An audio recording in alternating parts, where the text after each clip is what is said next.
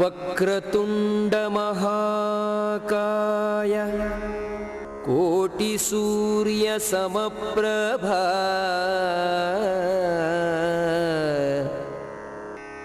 ಅವಿಘ್ನಂ ಕುರು ಮೇ ದೇವ ಸರ್ವಕಾರ್ಯೇಷು ಸರ್ವದಾ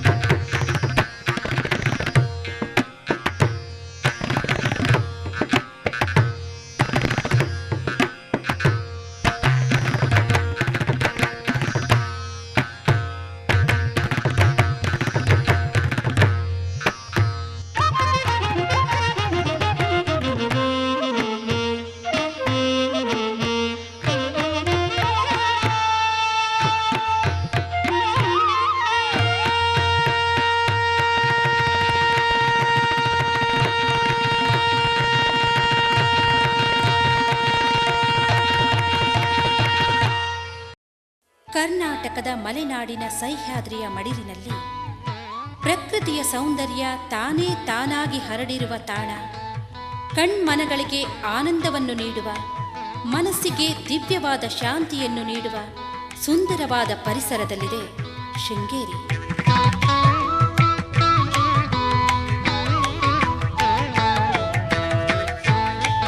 ಶೃಂಗೇರಿಯ ಹೆಸರನ್ನು ಕೇಳಿದೊಡನೆ ಮನದಲ್ಲಿ ಅಲೌಕಿಕವಾದ ಆನಂದ ಉಂಟಾಗುತ್ತದೆ. ಸುತ್ತಲೂ ಹಸಿರಿನಿಂದ ಕಂಗೊಳಿಸುವ ಶೃಂಗೇರಿ ವಿದ್ಯಾದೇವತೆಯಾದ ಶ್ರೀ ಶಾರದಾ ಮಾತೆಯು ನೆಲೆಸಿರುವ ಸ್ಥಳ.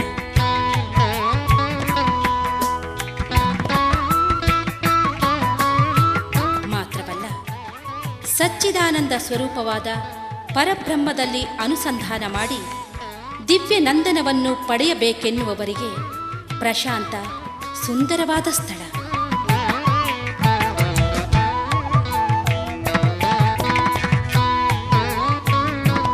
ಶ್ರೀ ಶಾರದಾ ಮಾತೆಯ ಚಿತ್ರ ನಮ್ಮ ಕಣ್ಣುಗಳ ಮುಂದೆ ನಿಲ್ಲುವುದು, ಜೊತೆಗೆ ಆಚಾರ್ಯ ಶಂಕರಾಚಾರ್ಯ ಮತ್ತು ಅದ್ವೈತ ದರ್ಶನದ ನೆನಪು ಮೂಡಿಬರುವುದು ಸಹಜ. ಶೃಂಗೇರಿ ಶ್ರೀ ಶಾರದಾ ಮಾತೆ, ಶ್ರೀ ಶಂಕರಾಚಾರ್ಯ, ಅದ್ವೈತ ದರ್ಶನ ಈ ನಾಲ್ಕರ ಅವಿಭಾಜ್ಯ ಸಂಬಂಧಗಳು ಕಳೆದ 1200 ವರ್ಷಗಳಿಂದಲೂ ಮಿಗಿಲಾಗಿ ಪ್ರವಹಿಸುತ್ತಾ ಬಂದಿದೆ ಎಂಬುದು ವಿಶಿಷ್ಟವಾದುದು.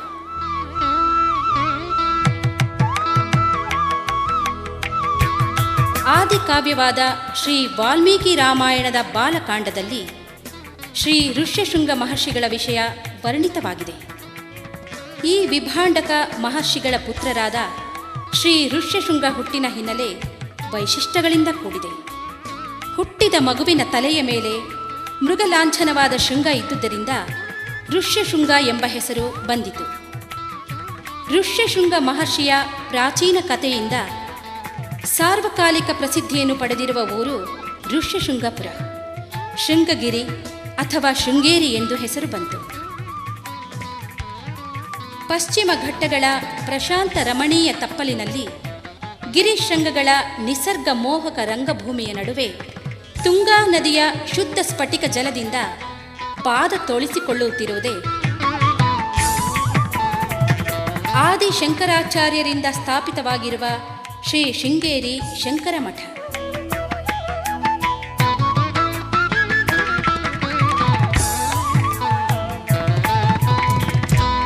ಇಡೀ ಕರ್ನಾಟಕ ರಾಜ್ಯದಲ್ಲಿ ಇಷ್ಟು ನಿಸರ್ಗ ರಮಣೀಯವಾದ ಮತ್ತೊಂದು ಸುಂದರ ಸ್ಥಾನವನ್ನು ಕಾಣುವುದು ಬಹು ಕಷ್ಟ.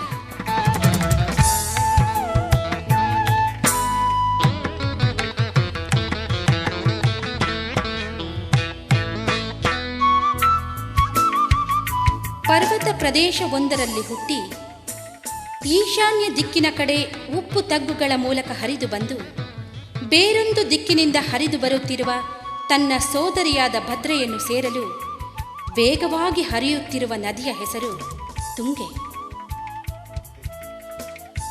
ಸುಮಾರು 116 ಕಿಲೋಮೀಟರ್ ಹರಿದ ನಂತರ ಕೂಡಲಿಯಲ್ಲಿ ಇವೆರಡು ಸೇರಿ ಒಂದಾಗಿ ತುಂಗಭದ್ರಾ ಎಂಬ ಪವಿತ್ರ ನದಿಯಾಗಿ ಮಾರ್ಪಡುತ್ತದೆ.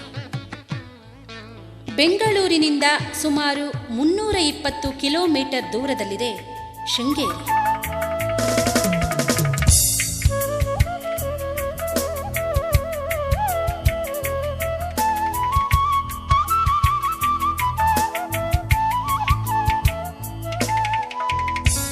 ಇದಕ್ಕೆ ಚಿಕ್ಕಮಗಳೂರು ಅಥವಾ ಶಿವಮೊಗ್ಗ ಮಾರ್ಗವಾಗೂ ಹೋಗಬಹುದು.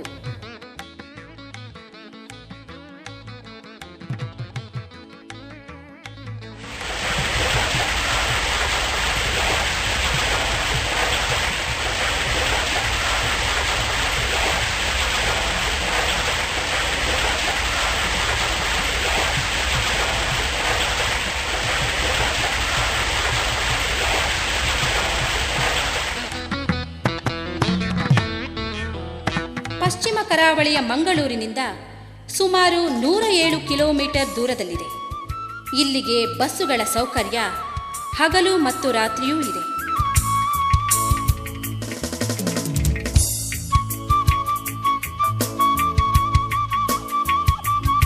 ಸಾವಿರದ 200 ವರ್ಷಗಳ ಹಿಂದೆ ಶುದ್ಧ ಸಾತ್ವಿಕ ಧರ್ಮದ ಸ್ವರೂಪವು ಬದಲಾಗುತ್ತಾ ಬಂದಿತು.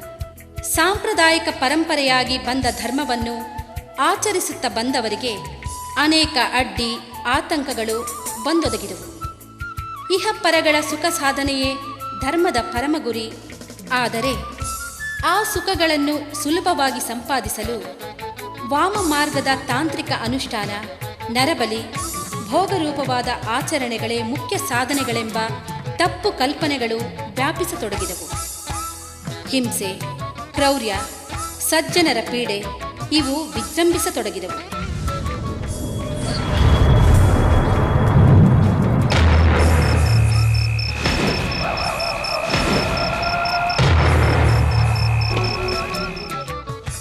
ಇವನ್ನು ತಡೆಗಟ್ಟಿ ಸಾತ್ವಿಕ ಪ್ರವೃತ್ತಿ ಬೆಳೆಯುವಂತೆ ಮಾಡುವ ಉದ್ದೇಶದಿಂದ ಹಾಗೂ ಸನಾತನ ಧರ್ಮದ ಪುನರುತ್ಥಾನಕ್ಕಾಗಿ ಭಗವಂತನು ಧರ್ಮಜ್ಞಾನಿಯಾದ ನಾನು ಒಮ್ಮೆ ಸ್ವತಃ ಭೂಮಂಡಲದಲ್ಲಿ ಅವತರಿಸಿ ಧರ್ಮ ಸ್ಥಾಪಿಸಿದ್ದೇನೆ ಎಂದು ಪರಮಾತ್ಮನು ಗೀತೆಯಲ್ಲಿ ಹೇಳಿದ್ದಾನೆ. ಅದೇ ರೀತಿಯಾಗಿ ಭಗವಂತರು ಆಚಾರ್ಯ ಶ್ರೀ ಶಂಕರಾಚಾರ್ಯರಾಗಿ ಅವತರಿಸಿದರು. ನಮಃ ಶಿವಾಯ.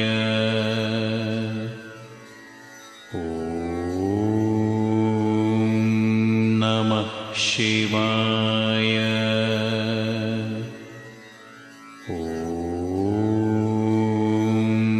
ನಮಃ ಶಿವಾಯ.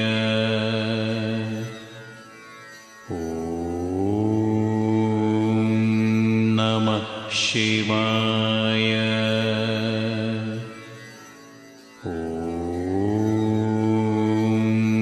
ನಮಃ ಶಿವಾಯ. ಮಲಯಾಳ ದೇಶದಲ್ಲಿ ಕಾಲಟಿ ಎಂಬ ಚಿಕ್ಕ ಗ್ರಾಮವಿತ್ತು. ಆ ಗ್ರಾಮದಲ್ಲಿ ಒಂದು ಬ್ರಾಹ್ಮಣ ಮನೆತನದಲ್ಲಿ ಶಿವಗುರು, ಆರ್ಯಾಂಬ ಎಂಬ ದಂಪತಿಗಳು ತಮ್ಮ ಸಂಸಾರದೊಂದಿಗೆ ಸುಖದಿಂದಿದ್ದರು. ಶಿವಗುರು ಬ್ರಾಹ್ಮಣನಿಗೆ ಅರ್ಧ ವಯಸ್ಸು ಮೀರಿದರೂ ಮಕ್ಕಳಾಗಲಿಲ್ಲ. ಅದೇ ಊರಿನಲ್ಲಿದ್ದ ಶಿವಲಿಂಗ ದೇವಸ್ಥಾನಕ್ಕೆ ಹೋಗಿ ಸಂತಾನ ಭಾಗ್ಯಕ್ಕಾಗಿ ಅನನ್ಯ ಭಾವದಿಂದ ಈ ದಂಪತಿಗಳು ಸೇವೆಯಲ್ಲಿ ತೊಡಗಿದರು. ಆಗ ಪರಮೇಶ್ವರನು ಅವರ ದಿವ್ಯ ಭಕ್ತಿಗೆ ಮೆಚ್ಚಿ ಶಿವಗುರುವಿನ ಸ್ವಪ್ನದಲ್ಲಿ ಬಂದು ತಾನೇ ಅವರ ಉದರದಲ್ಲಿ ಜನಿಸಿ ಪುತ್ರನಾಗಿ ಬರುವನೆಂದು ಹೇಳಿದನು. ಅದೇ ಪ್ರಕಾರ ಮುಂದೆ ಸ್ವಲ್ಪ ದಿನಗಳ ನಂತರ ಆರ್ಯಾಂಬೆ ಗರ್ಭ ಧರಿಸಿದಳು. ನವಮಾಸ ಕಳೆದ ನಂತರ ಒಂದು ಶುಭ ಗಳಿಗೆಯಲ್ಲಿ ಗಂಡು ಮಗುವಿಗೆ ಜನ್ಮವಿತ್ತಳು. ಶಂಕರನ ಪ್ರಸಾದವೇ ಆದ ಆ ಮಗುವಿಗೆ ಅವನ ತಂದೆ ತಾಯಿಗಳು ಶಂಕರನೆಂದೇ ನಾಮಕರಣ ಮಾಡಿದರು.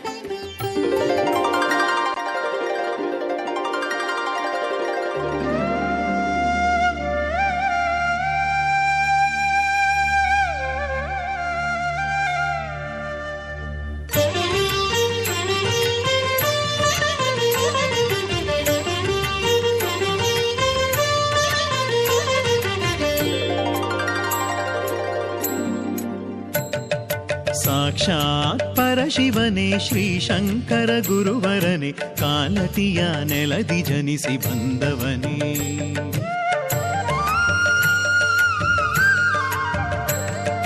ಸಾಕ್ಷಾತ್ ಪರಶಿವನೇ ಶ್ರೀಶಂಕರ ಗುರುವರನೆ, ಕಾಲಟಿಯ ನೆಲದಿ ಜನಿಸಿ ಬಂದವನೇ. ಶಿವಗುರು ಆರ್ಯಾಂಬೆ ಮಮತೆಯ ಪಡೆದು ನೀ, ಆತುರ ಸನ್ಯಾಸ ಪಡೆದು ಮೆರೆದೆನಿ. ಗುರು ಗೋವಿಂದರ ಶರಣಾದೆ ನೀನು, ನಿಜ ಅರಿವು ನೀಡಿ ಭುವಿಗೆ ಬೆಳಕು ತಂದೆ ನೀನು.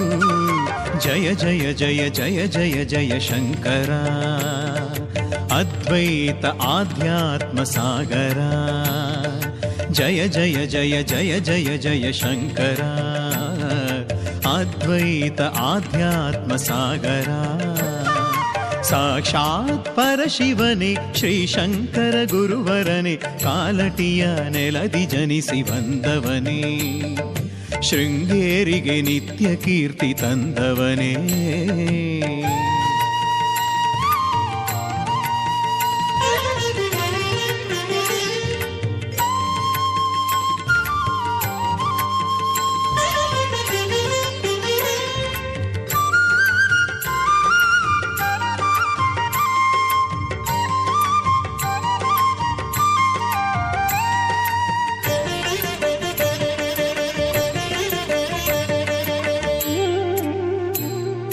ಪಂಚಭೂತ ಮೀರಿ ನಿಂತ ಪರಮಗುರು, ಪೂರ್ಣ ನದಿಯ ಕಮಂಡಲಕ್ಕೆ ಕರೆದ ಗುರು.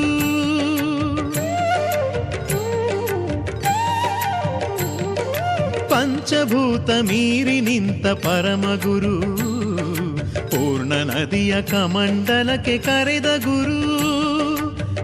ತಾಯಿಯ ಸೇವೆಯನು ಎಂದು ಮರೆಯದಲೇ, ಮಾನವ ಧರ್ಮವನು ಸಾರುತ್ತ ಮೆರೆಯುತ್ತಲೇ.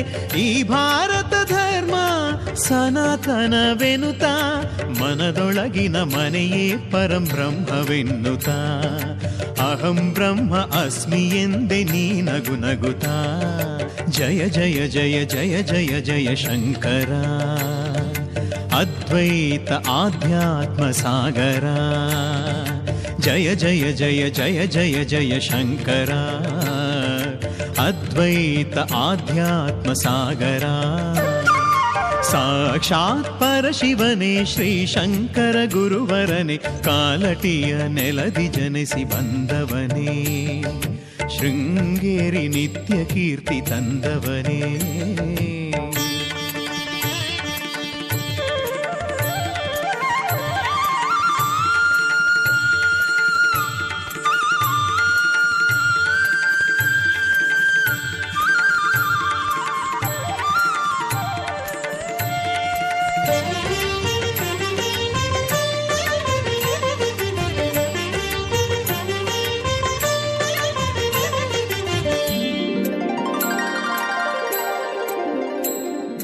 ಸಹಜ ವೈರ ನಿರ್ವೈರದ ವರಕ್ಷೇತ್ರವೆಂದು, ಶ್ರೀಚಕ್ರದಿ ಶಾರದೆಯ ಸ್ಥಾಪಿಸಿದೆ ಅಂದು.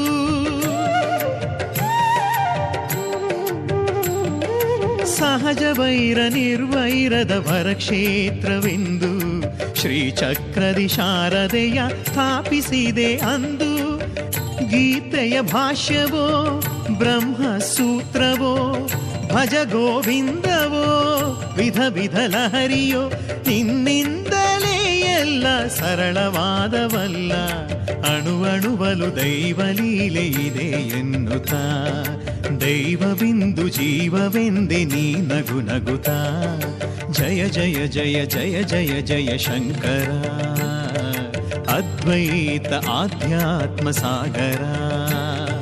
ಜಯ ಜಯ ಜಯ ಜಯ ಜಯ ಜಯ ಶಂಕರ, ಅದ್ವೈತ ಆಧ್ಯಾತ್ಮ ಸಾಗರ.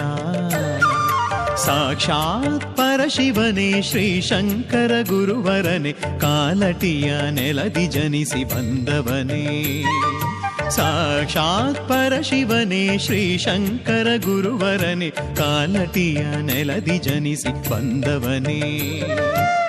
ಶಿವಗುರು ಆರ್ಯಾಂಬೆ ಮಮತೆಯ ಪಡೆದು ನೀ, ಆತುರ ಸನ್ಯಾಸ ಪಡೆದು ಮೆರೆದೆನಿ ಗುರು ಗೋವಿಂದರ ಶರಣಾದೆ ನೀನು. ನಿಜ ಅರಿವು ನೀಡಿ ಭುವಿಗೆ ಬೆಳಕು ತಂದೆ ನೀನು. ಜಯ ಜಯ ಜಯ ಜಯ ಜಯ ಜಯ ಶಂಕರ, ಅದ್ವೈತ ಆಧ್ಯಾತ್ಮ ಸಾಗರ. ಜಯ ಜಯ ಜಯ ಜಯ ಜಯ ಜಯ ಶಂಕರ, ಅದ್ವೈತ ಆಧ್ಯಾತ್ಮ ಸಾಗರ. ಜಯ ಜಯ ಜಯ ಜಯ ಜಯ ಜಯ ಶಂಕರ, ಅದ್ವೈತ ಆಧ್ಯಾತ್ಮ ಸಾಗರ. ಅದ್ವೈತ ಆಧ್ಯಾತ್ಮ ಸಾಗರ.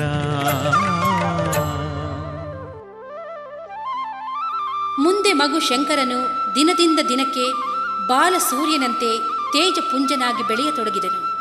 ಮುಂದೆ ಮಗು 3 ವರ್ಷದವನಾಗುತ್ತಲೇ ಶಂಕರನ ತಂದೆ ತೀರಿಕೊಂಡರು. ಪತಿಯನ್ನು ಕಳೆದುಕೊಂಡ ಆರ್ಯಾಂಬ, ತಂದೆಯನ್ನು ಕಳೆದುಕೊಂಡ ಶಂಕರನು ಅನಾಥರಾದರು. ಮುಂದೆ ಆರ್ಯಾಂಬ ಕೂಲಿ ಕಂಬಳಿ ಮಾಡುತ್ತಾ ಮಗನನ್ನು ಬೆಳೆಸತೊಡಗಿದಳು. ಶಂಕರನು 5 ವರ್ಷದ ಬಾಲಕನಾದ ನಂತರ ಓರ್ವ ಸಿರಿವಂತ ಪುಣ್ಯಾತ್ಮನು ಶಂಕರನಿಗೆ ಉಪನಯನ ಸಂಸ್ಕಾರವನ್ನಿತ್ತರು. ಮುಂದೆ ಶಂಕರನು ಸಾಮಾನ್ಯ ಬಾಲಕನಾಗಲಿಲ್ಲ. ಹುಟ್ಟಿದಾಗಿನಿಂದ ಸಮಸ್ತ ವೇದ ವೇದಾಂತಗಳನ್ನು, ಶಾಸ್ತ್ರ ವ್ಯಾಕರಣಾದಿಗಳು ಅವನೊಂದಿಗೆ ಹುಟ್ಟಿನೊಂದಿಗೆ ಬಂದಿದ್ದವು. ಅವನಿಗೆ ಮಹಾಯೋಗಗಳೇ ಕರಗತವಾದ್ದರಿಂದ ಅವನು ಗುರುಕುಲಕ್ಕೆ ವಿದ್ಯಾಭ್ಯಾಸಕ್ಕೆ ಹೋಗುವ ಅವಕಾಶವೇ ಬರಲಿಲ್ಲ. ಶಾಸ್ತ್ರಸಿದ್ಧದ ಪ್ರಕಾರ ಉಪನಯನ ಆದ ನಂತರ ಬ್ರಹ್ಮಚಾರಿಯು ದಿನವೂ ಕೆಲವು ಬ್ರಾಹ್ಮಣರ ಮನೆಗೆ ಹೋಗಿ ಭಿಕ್ಷಾಟನೆ ಮಾಡಿ ಭಂಜಿಸುವುದು ಪದ್ಧತಿ. ಅದೇ ಪ್ರಕಾರ ಶಂಕರನು ಪ್ರತಿನಿತ್ಯ ಕೆಲವರ ಮನೆಗೆ ಹೋಗಿ ಅವರು ಭಿಕ್ಷೆ ಮಾಡಿದ್ದನ್ನೇ ತಂದು ಉಂಡು ಜೀವಿಸುತ್ತಿದ್ದರು. ಶಂಕರರು ಒಂದು ದಿನ ಓರ್ವ ಬ್ರಾಹ್ಮಣರ ಮನೆಯ ಮುಂದೆ ಬಂದು ನಿಂತು ಓಂ ಭವತಿ ಭಿಕ್ಷಾಂದೇಹಿ ಎಂದು ಕೂಗಿದರು. ಆ ಮನೆಯ ಒಡತಿಯು ಅಷ್ಟದರಿದ್ರಳು. ಬಾಗಿಲು ಮುಂದೆ ಬಂದು ನಿಂತ ಮಗುವಿಗೆ ಭಿಕ್ಷೆ ನೀಡಲು ಅವಳ ಮನೆಯಲ್ಲಿ ಆ ಸಮಯಕ್ಕೆ ಏನೂ ಇರಲಿಲ್ಲ. ಆದರೆ ಬಾಡಿ ಒಣಗಿದಂಥ ಒಂದು ಬೋರೆ ಹಣ್ಣು ಮಾತ್ರ ಇತ್ತು. ಅದನ್ನು ತಂದು, ಅಪ್ಪ, ನಾನು ಬಡವಿ, ಈಗ ನನ್ನ ಹತ್ತಿರ ಇರುವುದು ಇದು ಒಂದೇ, ಒಂದು ಬೋರೆ ಹಣ್ಣು ಎಂದು ಕಣ್ತುಂಬ ನೀರು ತಂದು ಆ ಬೋರೆ ಹಣ್ಣನ್ನು ಶಂಕರನ ಜೋಳಿಗೆಯಲ್ಲಿ ಹಾಕಿದಳು. ಅವಳ ಭಕ್ತಿಗೆ ಮೆಚ್ಚಿ ಬಂಗಾರದ ಬೋರೆ ಹಣ್ಣುಗಳನ್ನೇ ರಾಶಿಯಾಗಿ ಸೃಷ್ಟಿಸಿ ಶಂಕರರು ಹೊರಟು ಹೋದರು.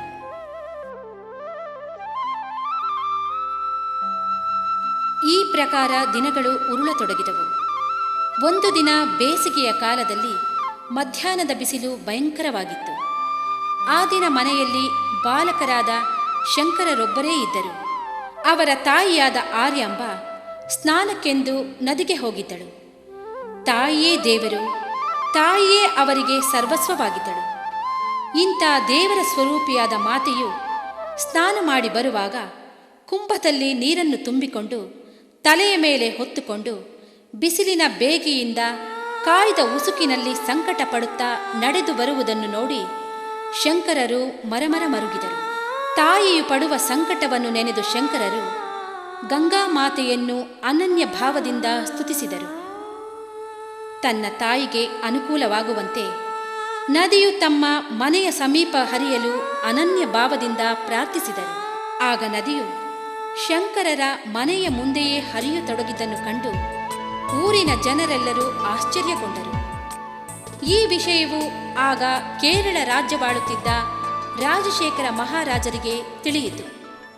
ಆಗ ರಾಜರು ವೃಷ್ಯಾದ್ರಿ ಗ್ರಾಮಕ್ಕೆ ಬಂದು ಬಾಲಕರಾದ ಶಂಕರರನ್ನು, ಅವರ ತಾಯಿಯನ್ನು ಕಂಡು ಶಂಕರರಿಗೆ ವಂದಿಸಿ ಅವರೀರ್ವರಿಗೂ ಸರಿಯಾಗಿ ಹೊಟ್ಟೆ ಬಟ್ಟೆಗಳ ವ್ಯವಸ್ಥೆ ಮಾಡಿ ಮರಳಿ ತನ್ನ ಸ್ಥಾನಕ್ಕೆ ಹಿಂದಿರುಗಿದರು. ಶಂಕರರು 7 ವರ್ಷದವರಾದ ಮೇಲೆ ತಾನು ಭೂಮಿಯಲ್ಲಿ ಜನಿಸಿ ಬಂದ ಉದ್ದೇಶದ ಅರಿವು ಅವರಿಗೆ ಬಂದಿತು. ನಶಿಸಿ ಹೋಗುತ್ತಿರುವ ಧರ್ಮವನ್ನು ಉಳಿಸಿ ಉದ್ಧರಿಸಬೇಕೆಂದು ಬಯಸಿದರು. ಈ ಕಾರ್ಯಕ್ಕೆ ಸನ್ಯಾಸಾಶ್ರಮವೇ ಯೋಗ್ಯವಾದುದೆಂದು ತೀರ್ಮಾನಿಸಿ ಸನ್ಯಾಸಾಶ್ರಮ ಸ್ವೀಕರಿಸಲು ತಾಯಿಯ ಅನುಮತಿಗಾಗಿ ತಾಯಿಯನ್ನು ಪ್ರಾರ್ಥಿಸಿದರು. ಅದಕ್ಕೆ ಅವರ ತಾಯಿಯು ಮಗನೇ, ನೀನು ಸನ್ಯಾಸಿಯಾದ ಮೇಲೆ ಸಂಚಾರಿಯಾಗುವೆ. ಮುಂದೆ ನನ್ನ ಗತಿ ಏನು ಮಗನೇ? ಇರಲಿ ಮಗನೇ, ಧರ್ಮದ ಉದ್ಧಾರಕ್ಕಾಗಿ ನೀನು ಮಾಡಿದ ತೀರ್ಮಾನಕ್ಕೆ ನಾನು ಅಡ್ಡಿ ಬರುವುದಿಲ್ಲ. ಆದರೆ ನೀನು ಎಲ್ಲಿಯೇ ಇರಲಿ, ನನ್ನ ಸಂಸ್ಕಾರವೀಯುವುದಾದರೆ ನನ್ನದೇನು ಅಭ್ಯಂತರವಿಲ್ಲ ಎಂದಳು. ಆಗ ಶಂಕರರು ತಾಯಿಯ ಮಾತಿಗೆ ವಚನವಿತ್ತರು. ನಂತರ ಶಂಕರರು ಕಾಲ್ನಡಿಗೆಯಿಂದ ಬದರಿ ಆಶ್ರಮಕ್ಕೆ ಹೊರಟರು. ಬದರಿ ಸ್ಥಳಕ್ಕೆ ತಲುಪಿದ ನಂತರ ಅಲ್ಲಿ ಗೋವಿಂದನಾಥ ತೀರ್ಥರಿಂದ ಸನ್ಯಾಸಾಶ್ರಮ ಸ್ವೀಕರಿಸಿದರು. ಮುಂದೆ ಸನ್ಯಾಸಾಶ್ರಮದಿಂದ ಆಜ್ಞಾಪ್ತರಾಗಿ ಶ್ರೀ ಶಂಕರಾಚಾರ್ಯರು ತಮ್ಮ ತತ್ವ ಪ್ರಚಾರಕ್ಕೆಂದು ದೇಶ ಸಂಚಾರಕ್ಕಾಗಿ ಹೋದರು.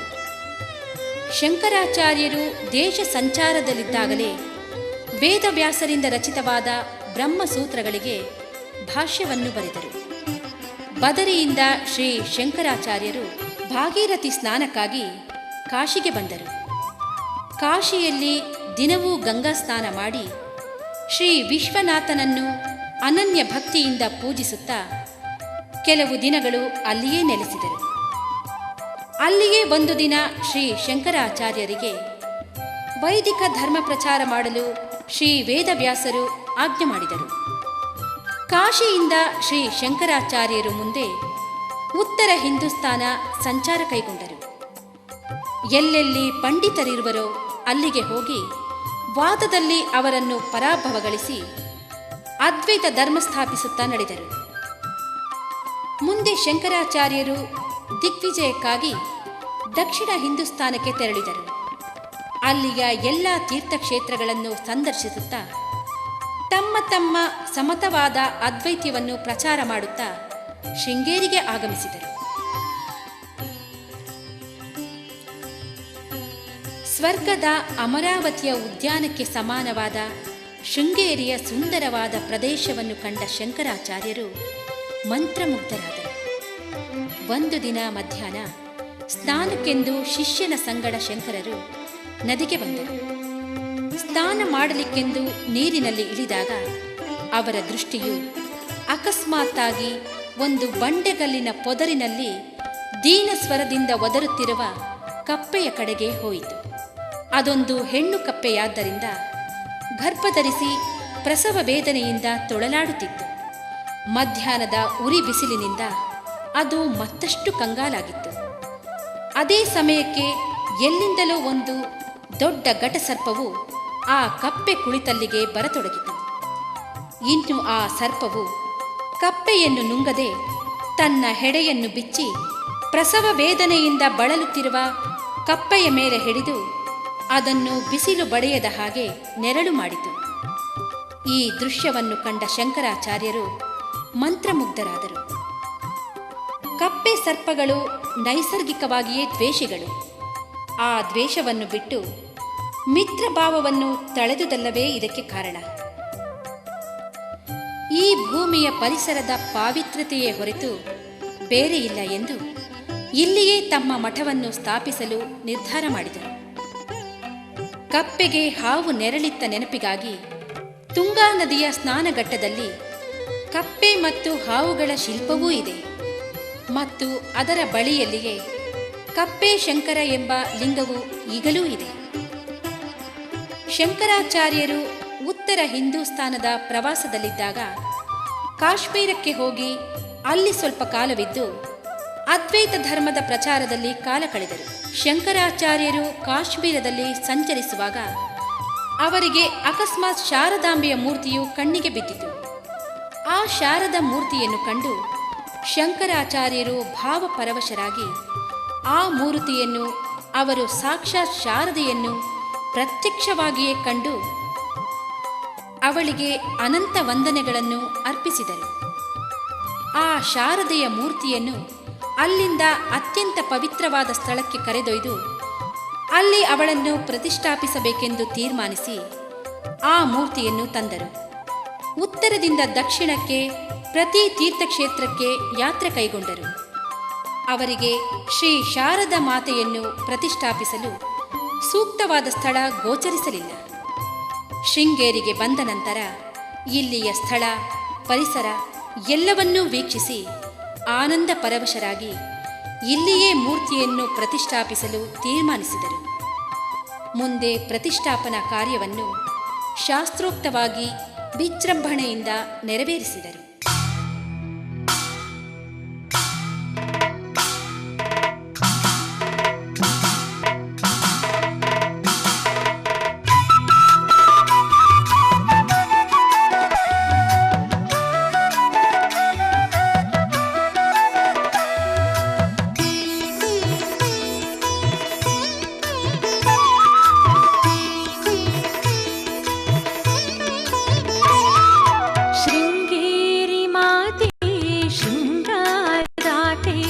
आराध्य देवते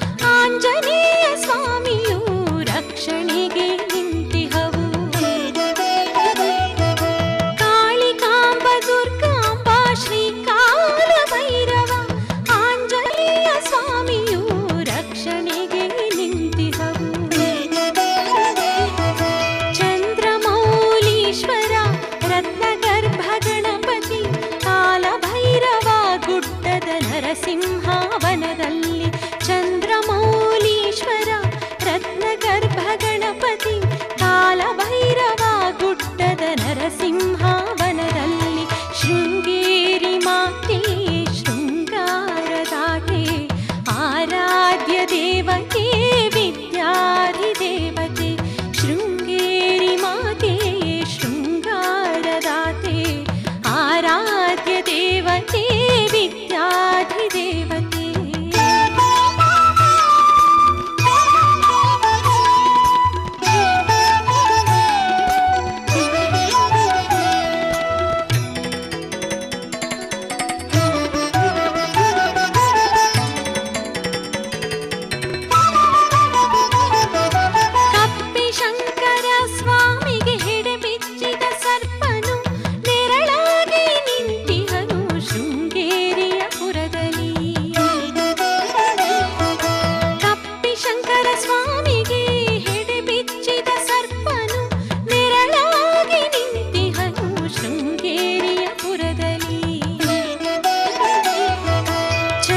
ಚತುರ್ವಿದ್ಯೇಶ್ವರ ಬ್ರಹ್ಮ ವಿಷ್ಣು ಮಹೇಶ್ವರ ವೈಭವದಲ್ಲಿ ನಿಂತಿಹರು ಶೃಂಗೇರಿಯ ಕ್ಷೇತ್ರದಲ್ಲಿ.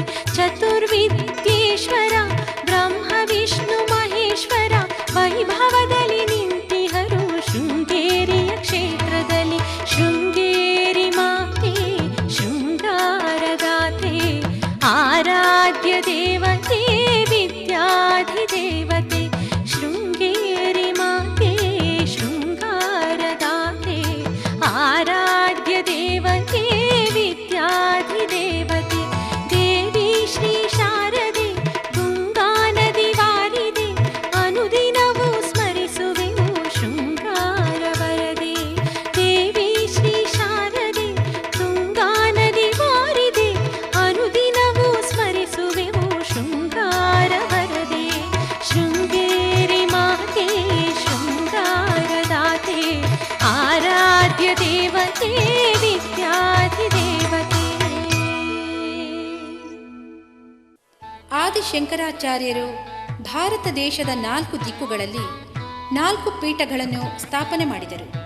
ಅವೆಂದರೆ ಪಶ್ಚಿಮದ ದ್ವಾರಕೆಯಲ್ಲಿ ಕಾಳಿಕಾಮಠ, ಉತ್ತರದ ಹಿಮಾಲಯದಲ್ಲಿ ಬದರಿಕಾಶ್ರಮ ಅಥವಾ ಜ್ಯೋತಿಮಠ, ಪೂರ್ವದ ಜಗನ್ನಾಥಪುರಿಯಲ್ಲಿ ಗೋವರ್ಧನ ಮಠ ಹಾಗೂ ದಕ್ಷಿಣದ ಶೃಂಗೇರಿಯಲ್ಲಿ ಶ್ರೀ ಶಾರದಾ ಮಠ. ಈ ಎಲ್ಲ ಮಠಗಳಿಗೂ ಬೇರೆ ಬೇರೆ ದೇವತೆಗಳು, ತೀರ್ಥಗಳು, ವೇದಗಳು, ಆಚಾರ್ಯರು, ಸಂಪ್ರದಾಯಗಳು, ಮಹಾವಾಕ್ಯಗಳು ಮತ್ತು ಯೋಗ ಪಟ್ಟವನ್ನು ಹೊಂದಿದೆ. ಈ ಮಠಕ್ಕೆ ಸಂಸ್ಥಾಪಕರಾದ ಆದಿಶಂಕರರು ತಮ್ಮ ಉತ್ತರಾಧಿಕಾರಿಗಳನ್ನು ನೇಮಕ ಮಾಡುವ ಅಧಿಕಾರವನ್ನು ಆಯಾ ಮಠಗಳಿಗೆ ವಹಿಸಿದರಾದರೂ 4 ಮಠಗಳಲ್ಲಿ ಶೃಂಗೇರಿ ಮಠವು ಸರ್ವಕಾಲವೂ ಹೆಚ್ಚಿನ ಗೌರವವನ್ನು ಪಡೆದುಕೊಂಡೇ ಬಂದಿದೆ.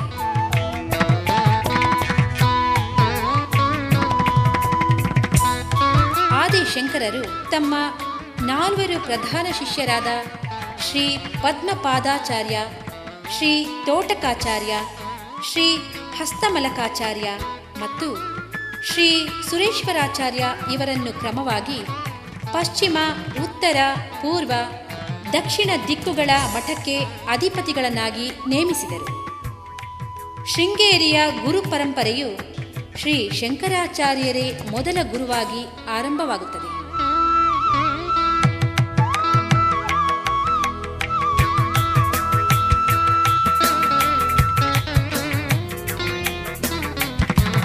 ಅಂದಿನಿಂದ ಇಂದಿನವರೆಗೆ 36 ಗುರುಗಳು ಶ್ರೀಮಠವನ್ನು ಒಂದು ಆಶ್ರಮವಾಗಿದ್ದ ಶೃಂಗೇರಿಯು ಇಂದು ಒಂದು ಬೃಹತ್ ಮಠವಾಗಿ ಬೆಳೆದು ಬಂದಿದೆ. 10ನೆಯ ಆಚಾರ್ಯರು ಮಹಾಯೋಗಿಗಳಾಗಿದ್ದ ಶ್ರೀ ವಿದ್ಯಾತೀರ್ಥರು ಅವರು ತಮ್ಮ ಶಿಷ್ಯೋತ್ತಮರಾದ ಭಾರತೀ ತೀರ್ಥರು ವಿದ್ಯಾರಣ್ಯರಿಂದಲೂ ಮತ್ತು ವಿಜಯನಗರದ ಮಹಾರಾಜರಿಂದಲೂ ಗಳಿಸಿದ ಅಪೂರ್ವ ಗೌರವಗಳು ಈ ಮಹಾಮಹಿಮರ ಹಿರಿಮೆಯನ್ನು ಸೂಚಿಸುತ್ತವೆ. ಅವರು ತಮ್ಮ ಭೌತಿಕ ದೇಹವನ್ನು ತಮ್ಮ ಇಷ್ಟದಂತೆ ತೊರೆಯಲು ಯಾವ ಶಿಲಾವೇದಿಕೆಯ ಒಳಗಡೆ ಲಂಬಿಕಾ ಯೋಗದಲ್ಲಿ ನಿರತರಾಗಿದ್ದರೋ ಅದರ ಮೇಲೆ ಸುಂದರವಾದ ಶ್ರೀ ವಿದ್ಯಾಶಂಕರ ದೇವಾಲಯವನ್ನು ಇವರ ಹೆಸರಿನಲ್ಲಿ ಅವರು ನಿರ್ಮಿಸಿದರು. ಶೃಂಗೇರಿಯ 12ನೆಯ ಜಗದ್ಗುರುಗಳಾಗಿ ಕ್ರಿಸ್ತಶಕ 1380ರಿಂದ 1386ರವರೆಗೆ ಶಾರದಾ ಪೀಠವನ್ನು ಅಲಂಕರಿಸಿದ್ದ ಶ್ರೀ ವಿದ್ಯಾರಣ್ಯರು ಶಂಕರಾಚಾರ್ಯರ 5 ಶತಮಾನಗಳ ಆನಂತರ ಬಂದವರು.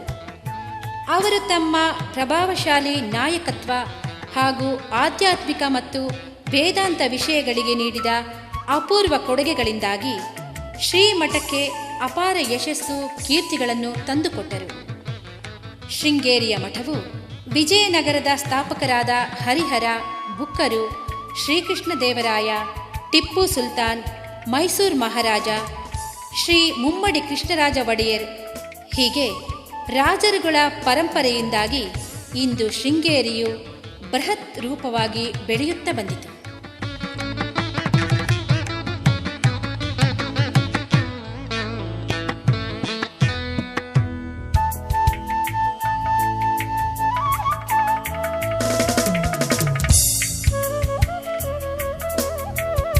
ಕ್ರಿಸ್ತಶಕ 19ನೇ ಶತಮಾನದ ಬಹುಪಾಲು ಭಾಗ ಶೃಂಗೇರಿಯ 32ನೇ ಜಗದ್ಗುರುಗಳಾದ 7ನೇಯ ನರಸಿಂಹ ಭಾರತೀ ಮಹಾಸ್ವಾಮಿಗಳು 1817ರಿಂದ 1879ರವರೆಗೆ ಪೀಠಾಧಿಪತಿಗಳಾಗಿದ್ದರು.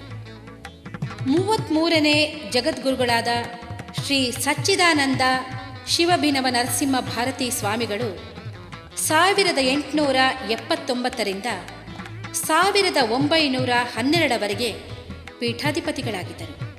ಇವರು ಶ್ರೀ ಶಂಕರಾಚಾರ್ಯರ ವಿಗ್ರಹವೊಂದನ್ನು ಶ್ರೀಮಠದ ಆವರಣದಲ್ಲಿ ಪ್ರತಿಷ್ಠಾಪನೆ ಮಾಡಿದರು. ಅವರು ಶ್ರೀ ಶಂಕರರಿಗೆ ಗೌರವ ಸೂಚಿಸಲು ವೈಶಾಖ ಮಾಸದ ಪಾಡ್ಯದಿಂದ ಆರಂಭಿಸಿ ಆಚಾರ್ಯರ ಜನ್ಮದಿನವಾದ ಪಂಚಮಿಯೆಂದು ಮುಗಿಯುವಂತೆ 5 ದಿನಗಳ ವಾರ್ಷಿಕ ಉತ್ಸವವನ್ನು ಪ್ರಾರಂಭಿಸಿದರು. ಮತ್ತೆ ಶಂಕರಾಚಾರ್ಯರು ಹುಟ್ಟಿದ ಊರು ಕಾಲಟಿಯಲ್ಲಿ ಆಚಾರ್ಯರ ಮಾತೆ ಆರ್ಯಾಂಬೆಯ ಅಗ್ನಿ ಸಂಸ್ಕಾರ ಮಾಡಿದ ಸ್ಥಳದ ಬಳಿಯಲ್ಲಿ ಶಾರದಾಂಬ ದೇವಾಲಯವನ್ನು ನಿರ್ಮಿಸಿದರು. ಅದಕ್ಕೆ ಸ್ವಲ್ಪ ಪಶ್ಚಿಮದಲ್ಲಿ ಶಂಕರಾಚಾರ್ಯರ ದೇವಾಲಯವನ್ನು ಕಟ್ಟಲಾಯಿತು.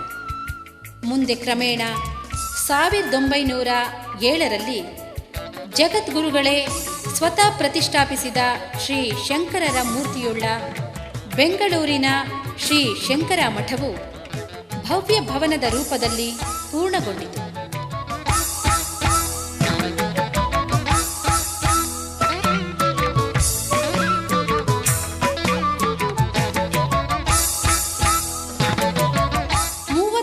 ನೇ ಜಗದ್ಗುರುಗಳಾದ ಶ್ರೀ ಶ್ರೀ ಚಂದ್ರಶೇಖರ ಭಾರತಿ ಮಹಾಸ್ವಾಮಿಗಳು 1912ರಿಂದ 1954ರವರೆಗೆ ಪೀಠಾಧಿಪತಿಗಳಾದರು. ಇವರು ಮೈಸೂರಿನಲ್ಲಿ ತಮ್ಮ ಗುರುಗಳು ಹುಟ್ಟಿದ ಮನೆಯನ್ನು ಅಕ್ಕಪಕ್ಕದ ಜಾಗವನ್ನು ಪಡೆದುಕೊಂಡರು. ಅಲ್ಲಿ ಒಂದು ಭವ್ಯ ದೇವಾಲಯವನ್ನು ನಿರ್ಮಿಸಿ 1924ರಲ್ಲಿ ತಮ್ಮ ಗುರುಗಳ ಅಮೃತಶಿಲೆಯ ಮೂರ್ತಿಯನ್ನು ಪ್ರತಿಷ್ಠಾಪಿಸಿದರು. 35ನೇ ಜಗದ್ಗುರುಗಳಾದ ಶ್ರೀ ಶ್ರೀ ಅಭಿನವ ವಿದ್ಯಾತೀರ್ಥ ಮಹಾಸ್ವಾಮಿಗಳು 1954ರಿಂದ 1989ರವರೆಗೆ ಪೀಠಾಧಿಪತಿಗಳಾಗಿದ್ದರು. ಇವರು ಹೊಸದೊಂದು ಅತಿಥಿ ಗೃಹವನ್ನು ಕಟ್ಟಿಸಿದರು. ಶ್ರೀ ಶಾರದಾ ಹಾಗೂ ಗಣೇಶ ಮಂದಿರಗಳ ಜೀರ್ಣೋದ್ಧಾರ ಮಾಡಿದರು.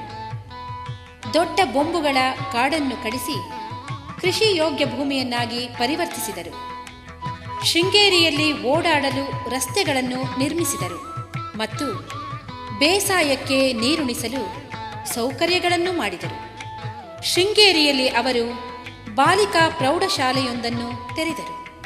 ಶೃಂಗೇರಿಯ ಶ್ರೀ ಶಾರದಾ ಪೀಠದ ಇಂದಿನ ಜಗದ್ಗುರುಗಳಾಗಿರುವ ಶ್ರೀ ಶ್ರೀ ಭಾರತೀ ತೀರ್ಥ ಸ್ವಾಮಿಗಳು 36ನೇ ಪೀಠಾಧಿಪತಿಗಳು. ಇವರ ಜನನ 11/4/1951ರಂದು ಅವರು ಹುಟ್ಟಿದರು. ಇವರ ತಂದೆಯಾದ ಶ್ರೀ ವೆಂಕಟೇಶ್ವರ ಅವಧಾನಿ ಮತ್ತು ತಾಯಿ ಶ್ರೀಮತಿ ಅನಂತಲಕ್ಷ್ಮಮ್ಮನವರು. ಇವರು ಅಲುಗುಮಲ್ಲೇಪಾಡು ಗ್ರಾಮದಲ್ಲಿ ವಾಸಿಸುತ್ತಿದ್ದರು.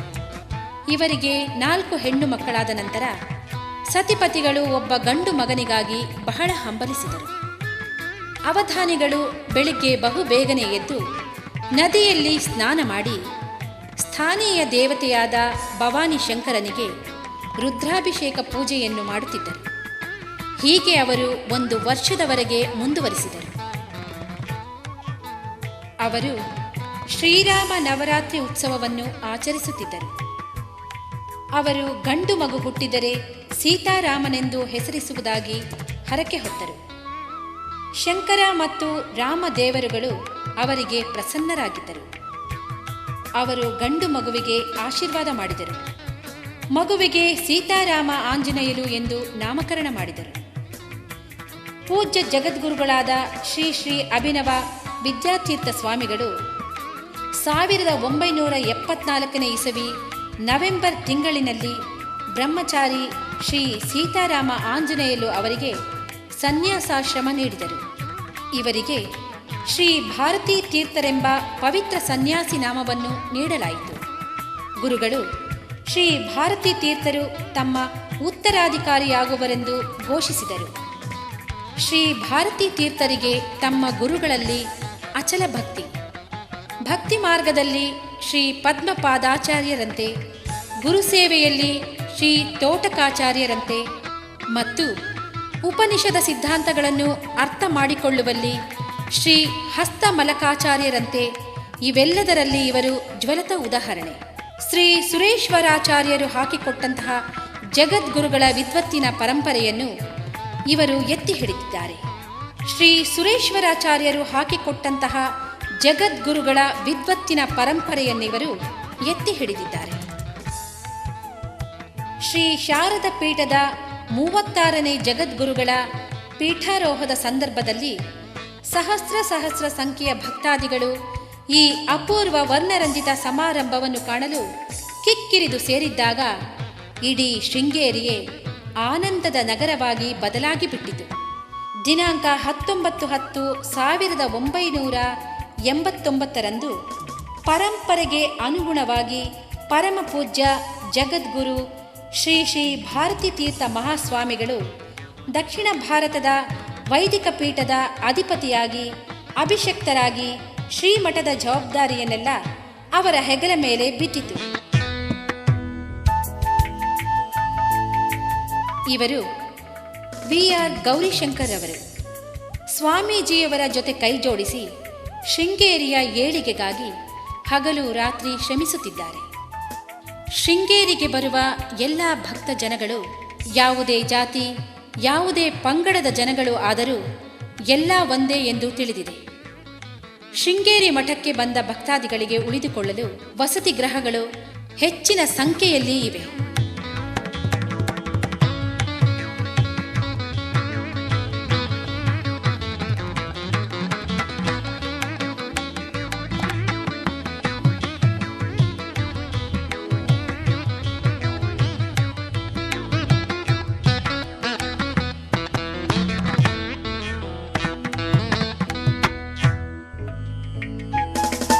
ಇದು ಜಗದ್ಗುರುಗಳಾದ ಶ್ರೀ ಶ್ರೀ ಸಚ್ಚಿದಾನಂದ ಶಿವಬಿನವ ನರಸಿಂಹ ಭಾರತಿಗಳು, ಶ್ರೀ ಚಂದ್ರಶೇಖರ ಭಾರತಿಗಳು ಮತ್ತು ಶ್ರೀ ಅಭಿನವ ವಿದ್ಯಾತೀರ್ಥ ಮಹಾಸ್ವಾಮಿಗಳವರ ಅಧಿಷ್ಠಾನಗಳ ಒಂದು ನೋಟ.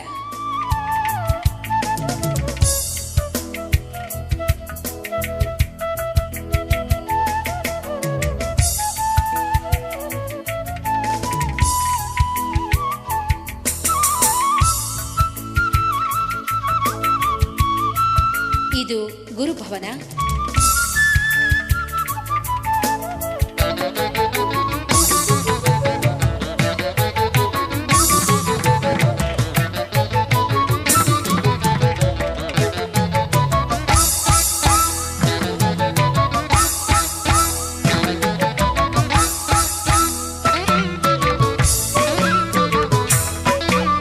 ಶ್ರೀ ಶಂಕರರ ಅದ್ವೈತ ಸಂಶೋಧನಾ ಕೇಂದ್ರ.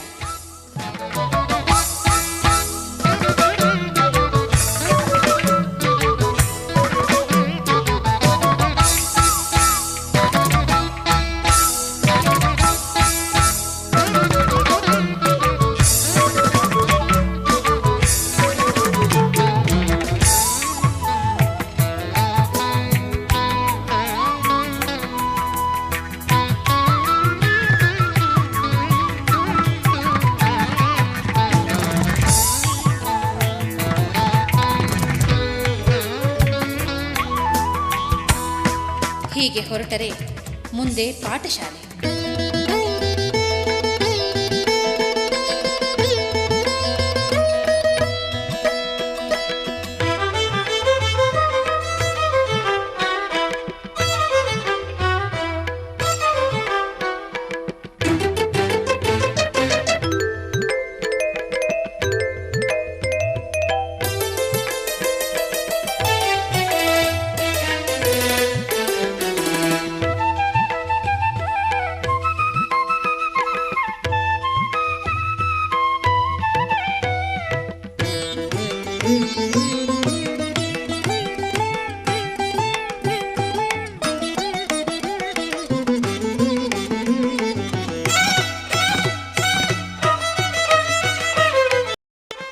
ಮಠದ ಸಾರಿಗೆ ವಾಹನಗಳ ನಿಲ್ದಾಣ.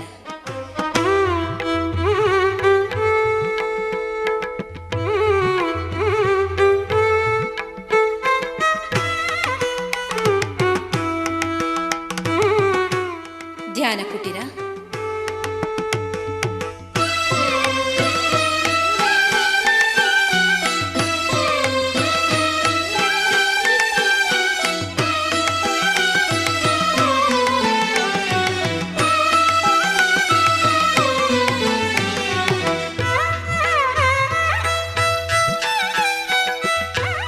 ವಿಶಾಲವಾದ ವಾಹನಗಳ ನಿಲುಗಡೆಯ ಸ್ಥಳ.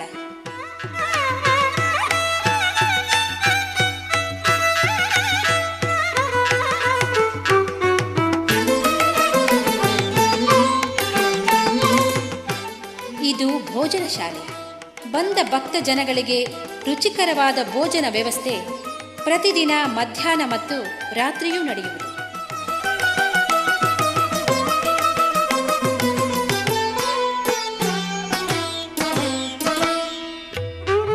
ಶಕ್ತಿ ಗಣಪತಿ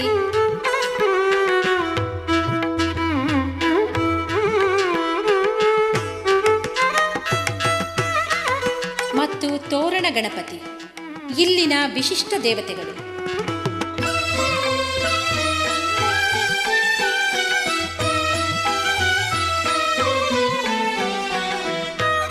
ಈ ಮೆಟ್ಟಿಲುಗಳನ್ನು ಸಾಗುತ್ತಾ ಹೊರಟರೆ ಅಲ್ಲಿ ಕಾಣುವುದು ಶ್ರೀ ಮಲಹಾನಿಕರೇಶ್ವರ ಲಿಂಗ. ಈ ಲಿಂಗದಲ್ಲಿ ವಿಭಾಂಡರು ಐಕ್ಯರಾದರು. ಇವರ ಮಗ ಋಷ್ಯಶೃಂಗರು. ಶೃಂಗೇರಿಯಿಂದ 10 ಕಿಲೋಮೀಟರ್ ದೂರದಲ್ಲಿ ಕಿಗ್ಗ ಎಂಬ ಊರು ಇದೆ. ಅದರಲ್ಲಿ ಕಿಗ್ಗದ ದೇವಸ್ಥಾನದಲ್ಲಿರುವ ಲಿಂಗದಲ್ಲಿ ಋಷ್ಯಶೃಂಗ ಮುನಿಗಳು ಐಕ್ಯರಾದರು. ಶ್ರೀ ಗುರುಗಳು ಪ್ರತಿನಿತ್ಯ ಶ್ರೀ ಚಂದ್ರಮೌಳೇಶ್ವರ ಪೂಜೆ ಮಾಡುತ್ತಾ ಗುರುಗಳು ದೇವರಲ್ಲಿ ಕೇಳಿಕೊಳ್ಳುವುದು, ಈ ಭೂಮಿ ಮೇಲಿರುವ ಎಲ್ಲ ಸಕಲ ಜೀವಿಗಳಿಗೂ ಒಳ್ಳೆಯದನ್ನು ಮಾಡು ಎಂದು ಬೇಡುವರು ಗುರುಗಳು. ಸರ್ವೇ ಜನ ಸುಖಿನೋ ಭವಂತು.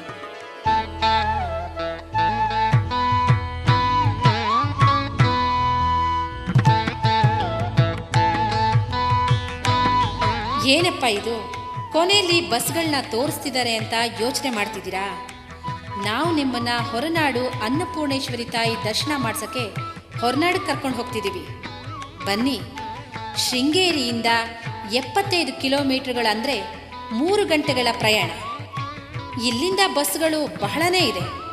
ಶೃಂಗೇರಿ, ಜೈಪುರ್, ಬಸ್ರಿಕಟ್ಟೆ, ಬಾಳೆಹೊಳೆ, ಕಳಸ, ಹೊರನಾಡು ಈ ಮಾರ್ಗವಾಗಿ ಹೊರಟ್ರೆ ಪ್ರಕೃತಿಯ ಸೌಂದರ್ಯ ಕಣ್ಣುಗಳಿಗೆ ಸ್ವರ್ಗದ ಅನುಭವ ಆಗುತ್ತೆ.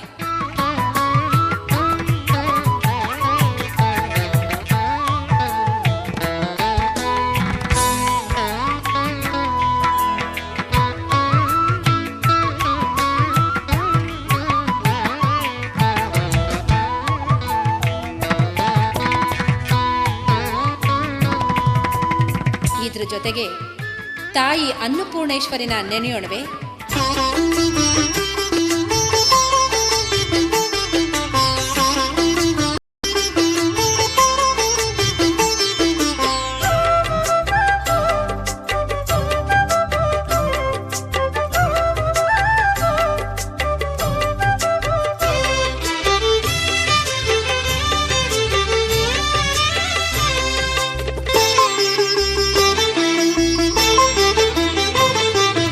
ಹೊರನಾಡಿನ ತಾಯಿ ಶ್ರೀ ಅನ್ನಪೂರ್ಣೆಯ ಪರಮ ಭಕ್ತಿಯಿಂದ ಹಾಡೆ ಭಕ್ತ ಪಾವನ.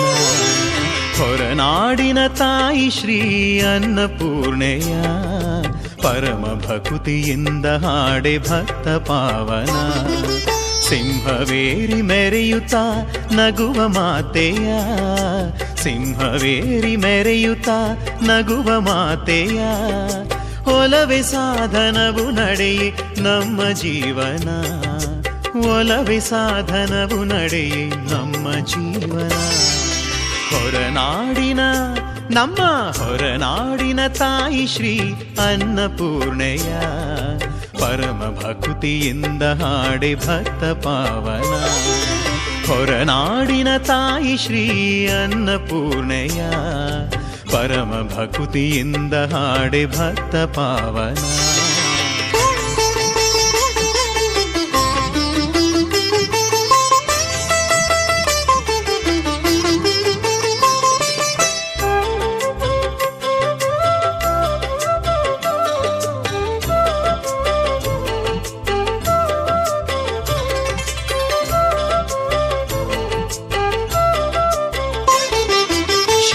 ಕರವ ಹಿಡಿಯೇ ಬಿಡದೆ ಬ್ರಹ್ಮನ ಶಿರವಂದು ತಿರುಗಿದ ಕಪ್ಪರವ ಹಿಡಿದು ಬಿಡದೆ ಶಿವನಂದು.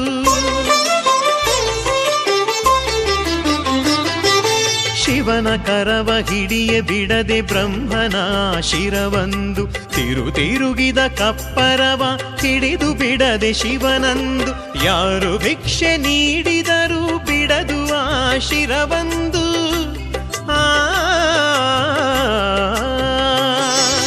ಯಾರು ಭಿಕ್ಷೆ ನೀಡಿದರೂ ಬಿಡದು ಆ ಶಿರವಂದು. ಅನ್ನಪೂರ್ಣೆ ಅನ್ನ ನೀಡೆ ಶಿವಗೆ ಕಷ್ಟ ತಪ್ಪಿತು. ಅನ್ನಪೂರ್ಣೆ ಅನ್ನ ನೀಡೆ ಶಿವಗೆ ಕಷ್ಟ ತಪ್ಪಿತು. ಹೊರನಾಡಿನ ನಮ್ಮ ಹೊರನಾಡಿನ ತಾಯಿ ಶ್ರೀ ಅನ್ನಪೂರ್ಣೆಯ ಪರಮ ಭಕುತಿಯಿಂದ ಹಾಡೆ ಭಕ್ತ ಪಾವನ. ಹೊರನಾಡಿನ ತಾಯಿ ಶ್ರೀ ಅನ್ನಪೂರ್ಣೆಯ ಪರಮ ಭಕುತಿಯಿಂದ ಹಾಡೆ ಭಕ್ತ ಪಾವನ.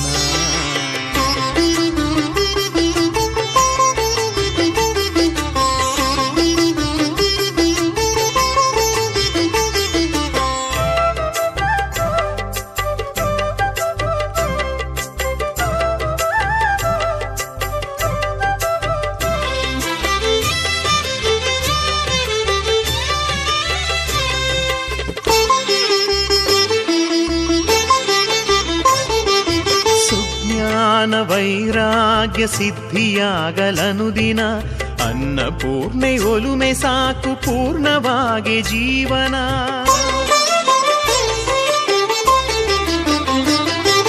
ಸುಜ್ಞಾನ ವೈರಾಗ್ಯ ಸಿದ್ಧಿಯಾಗಲನು ದಿನ. ಅನ್ನಪೂರ್ಣೆ ಒಲುಮೆ ಸಾಕು ಪೂರ್ಣವಾಗಿ ಜೀವನ. ಸಿರಿ ಸರ್ಪದ ನೆರಳಿನಲ್ಲಿ ನಿಂತ ದಿವ್ಯ ದೇವಿಯ. ಸಿರಿ ಸರ್ಪದ ನೆರಳಿನಲ್ಲಿ ನಿಂತ ದಿವ್ಯ ದೇವಿಯ ಮೂರ್ತಿ ನೋಡಿ ಹಾಡೆ ನಾವು ಪಡೆವೆವೆಂದು ಕೀರ್ತಿಯ. ಮೂರ್ತಿ ನೋಡಿ ಹಾಡೆ ನಾವು ಪಡೆವೆವೆಂದು ಕೀರ್ತಿಯ. ಹೊರನಾಡಿನ ತಾಯಿ ಶ್ರೀ ಅನ್ನಪೂರ್ಣೆಯ ಪರಮ ಭಕುತಿಯಿಂದ ಹಾಡೆ ಭಕ್ತ ಪಾವನ. ಹೊರನಾಡಿನ ತಾಯಿ ಶ್ರೀ ಅನ್ನಪೂರ್ಣೆಯ ಪರಮ ಭಕುತಿಯಿಂದ ಹಾಡೆ ಭಕ್ತ ಪಾವನ. ಸಿಂಹವೇರಿ ಮೆರೆಯುತ್ತಾ ನಗುವ ಮಾತೆಯ. ಸಿಂಹವೇರಿ ಮೆರೆಯುತ್ತಾ ನಗುವ ಮಾತೆಯ. ಒಲವೆ ಸಾಧನವು ನಡೆಯೇ ನಮ್ಮ ಜೀವನ. ಒಲವು ಸಾಧನವು ನಡೆಯೇ ನಮ್ಮ ಜೀವನ. ಹೊರನಾಡಿನ ನಮ್ಮ ಹೊರನಾಡಿನ ತಾಯಿ ಶ್ರೀ ಅನ್ನಪೂರ್ಣೆಯ ಪರಮ ಭಕುತಿಯಿಂದ ಹಾಡೆ ಭಕ್ತ ಪಾವನ. ಹೊರನಾಡಿನ ತಾಯಿ ಶ್ರೀ ಅನ್ನಪೂರ್ಣೆಯ ಪರಮ ಭಕ್ತಿಯಿಂದ ಹಾಡೆ ಭಕ್ತ ಪಾವನ.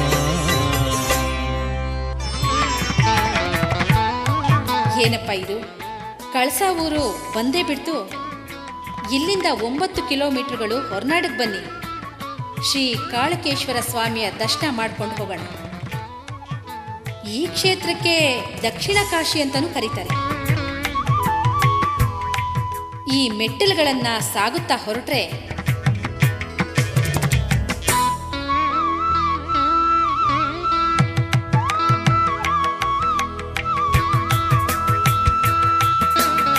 ಗಂಡಾನೆ ಗಣಪತಿ ಮತ್ತು ಹೆಣ್ಣಾನೆ ಗಣಪತಿ ಗುಡಿಗಳು. ಇದಕ್ಕೆ ನಮಸ್ಕಾರ ಮಾಡಿ ಮುಂದೆ ಹೋಗೋಣ. ಶ್ರೀ ಸರ್ವಾಂಗ ಸುಂದರಮ್ಮನವರ ದರ್ಶನ ಪಡೆಯೋಣ.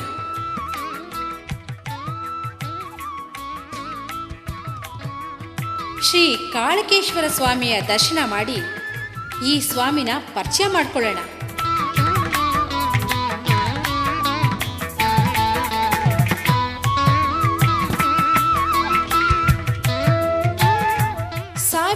2 ವರ್ಷಗಳಿಗೂ ಹೆಚ್ಚಿನ ಇತಿಹಾಸ ಹೊಂದಿರುವ ಈ ಕ್ಷೇತ್ರ ಶ್ರೀ ಅಗಸ್ತ್ಯರು ಜನ್ಮ ತಾಳಿದ ಸ್ಥಳವಿದು.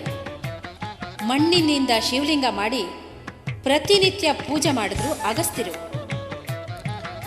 ಶ್ರೀ ಅಗಸ್ತ್ಯರು ಮತ್ತು ವಶಿಷ್ಠ ಮಹಾಮುನಿಗಳಿಂದ ಪೂಜಿಸಲ್ಪಟ್ಟ ಸ್ವಯಂ ಭೂಲಿಂಗ ಸ್ವರೂಪಿಯಾದ ಪರಶಿವನು ಈ ಲಿಂಗದಲ್ಲಿ ಪ್ರತ್ಯಕ್ಷನಾಗ್ತಾನೆ. ಈ ಸ್ಥಳ ಕಾಶಿ ಕ್ಷೇತ್ರದಲ್ಲಿ ಲಭಿಸುವ ಪುಣ್ಯಕ್ಕಿಂತ 1 ಗುಲಗಂಜಿ ಹೆಚ್ಚಿನ ಪುಣ್ಯ ಲಭಿಸುವ ಪರಮ ಪಾವನವಾದ ದಕ್ಷಿಣ ಕಾಶಿ ಅಂತ ಪ್ರಸಿದ್ಧಿ ಪಡೆದಿದೆ.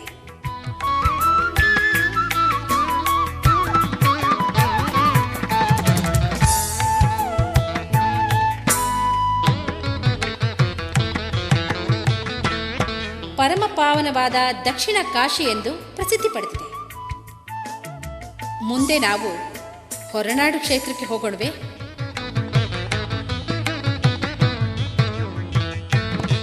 ಅನ್ನಪೂರ್ಣೆ ಸದಾಪೂರ್ಣೆ ಶಂಕರ ಪ್ರಾಣವಲ್ಲಭೆ ಜ್ಞಾನ ವೈರಾಗ್ಯಂ ಸಿದ್ಧಾರ್ಥಂ ಭಿಕ್ಷಾಂದೇಹಿ ಚ ಪಾರ್ವತಿ. ಸಾಕ್ಷಾತ್ ಪಾರ್ವತಿಯ ಇನ್ನೊಂದು ರೂಪವೇ ಅನ್ನಪೂರ್ಣೇಶ್ವರಿ.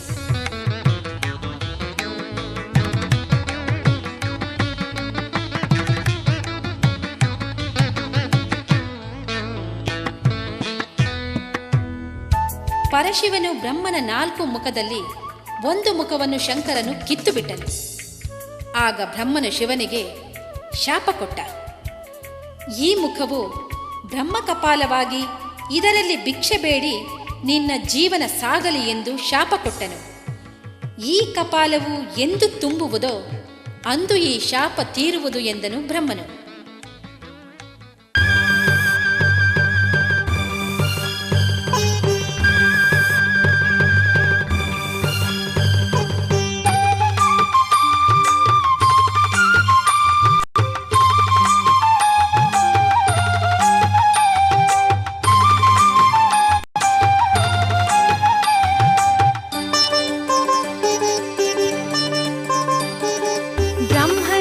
ಶಾಪ ಪಡೆದ ಬ್ರಹ್ಮ ಕಪಾಲವ ಹಿಡಿದ ಈಶನಿಗೆ ಅನ್ನವಿತ್ತ ಅನ್ನಪೂರ್ಣೆ ಹೊರನಾಡ ಮಾತೆ ಶ್ರೀ ಅನ್ನಪೂರ್ಣೆ. ಬ್ರಹ್ಮನಿಂದ ಶಾಪ ಪಡೆದ ಬ್ರಹ್ಮ ಕಪಾಲವ ಹಿಡಿದ ಈಶನಿಗೆ ಅನ್ನವಿತ್ತ ಅನ್ನಪೂರ್ಣೆ ಹೊರನಾಡ ಮಾತೆ ಶ್ರೀ ಅನ್ನಪೂರ್ಣೆ. ಅನ್ನಪೂರ್ಣೆ ದೇವಿ ಅನ್ನಪೂರ್ಣೆ ಅನ್ನಪೂರ್ಣೆ ದೇವಿ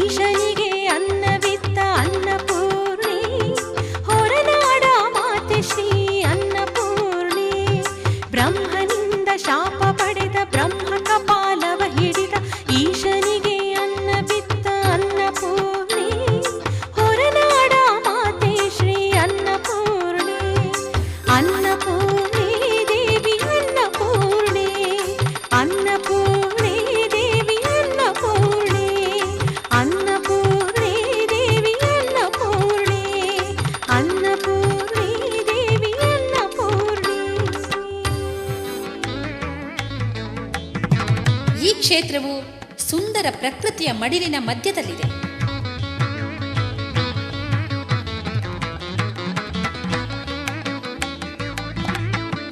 ಸುಮಾರು 4 ತಲೆಮಾರಿನಿಂದ ಬೆಳೆದು ಬಂದ ಕ್ಷೇತ್ರ. ಭೀಮಾ ಜೋಯಿಸರು ಮೊದಲನೇ ತಲೆಮಾರಿನ ವ್ಯಕ್ತಿಗಳು. ಇವರಿಗೆ ಒಬ್ಬರು ಋಷಿಮುನಿಗಳು ಅನ್ನಪೂರ್ಣೇಶ್ವರಿ ಮೂರ್ತಿಯನ್ನು ಕೊಟ್ರಂತೆ.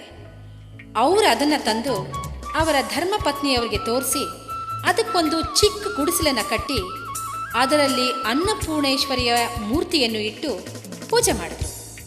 ಅಲ್ಲಿಂದ ತಾಯಿಯ ಮಹಿಮೆಗಳು ಜನರಿಗೆ ತಿಳಿಯುತ್ತಾ ಕ್ಷೇತ್ರವಾಗಿ ಬೆಳೆಯುತ್ತಾ ಬಂತು. ವೆಂಕಟಸುಬ್ಬ ಜೋಯಿಸರು 2ನೇ ತಲೆಮಾರಿನ ವ್ಯಕ್ತಿಗಳು. ಇವರ ಮಗ ಗಜೇಂದ್ರ ಪ್ರಸನ್ನ ಜೋಯಿಸರು ಇವರು 3ನೇ ತಲೆಮಾರಿನ ವ್ಯಕ್ತಿಗಳು. 10/10/1920ರಿಂದ 31/7/1991 ಕ್ಷೇತ್ರದ ಬೆಳವಣಿಗೆಗೆ ದುಡಿದರು.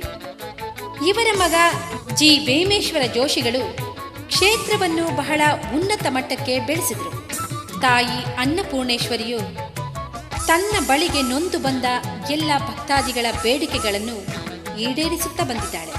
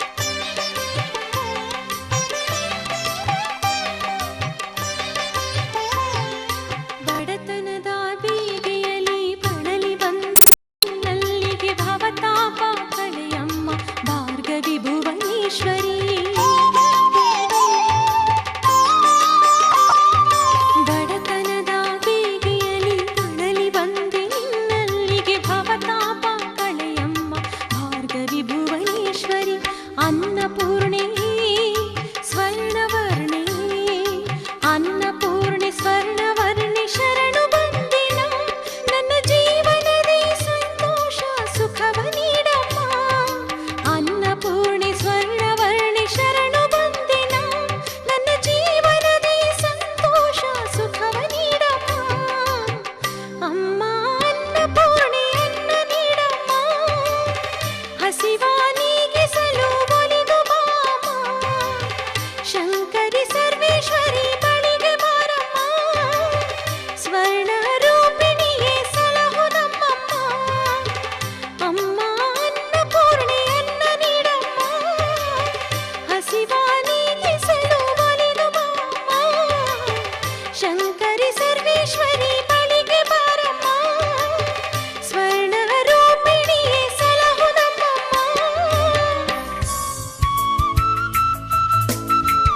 ಕ್ಷೇತ್ರಕ್ಕೆ ಬಂದ ಎಲ್ಲ ಭಕ್ತಾದಿಗಳಿಗೆ ವಸತಿ ಸೌಕರ್ಯಗಳು ವಿನೂತನ ರೀತಿಯಲ್ಲಿ ನಿರ್ಮಿಸಲಾಗಿದೆ.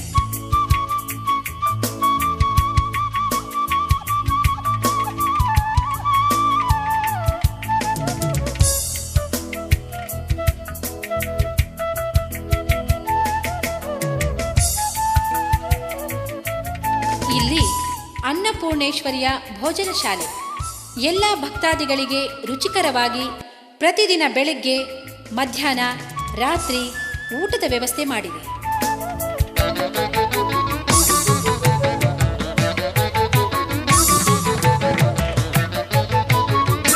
ಇಲ್ಲಿನ ಪಾವನ ನದಿ ಭದ್ರಾ, ಇವಳು ಎಲ್ಲ ಭಕ್ತರ ಎಲ್ಲ ಪಾಪವನ್ನು ತೊಳೆಯುತ್ತಿದ್ದಾಳೆ. ನಾವು ಕೂಡ ಮೈ ತೊಳೆದು ಶ್ರೀ ಅನ್ನಪೂರ್ಣೇಶ್ವರಿ ತಾಯಿ ದರ್ಶನ ಮಾಡಿ ಎಲ್ರಿಗೂ ಒಳ್ಳೇದು ಮಾಡು ಅಂತ ಬೇಡೋಣ್ವೆ. ಅನ್ನಪೂರ್ಣೆ ಸದಾಪೂರ್ಣೆ, ಶಂಕರ ಪ್ರಾಣವಲ್ಲಭೆ, ಜ್ಞಾನ ವೈರಾಗ್ಯಂ ಸಿದ್ಧಾರ್ಥಂ, ಭಿಕ್ಷಾಂದೇಹಿ ಚ ಪಾರ್ವತಿ. ಎಲ್ಲರ ಹಸಿವನ್ನು ನೀಗಿಸು ತಾಯಿ. ಸರ್ವೇ ಜನೋ ಸುಖಿನೋ ಭವಂತು.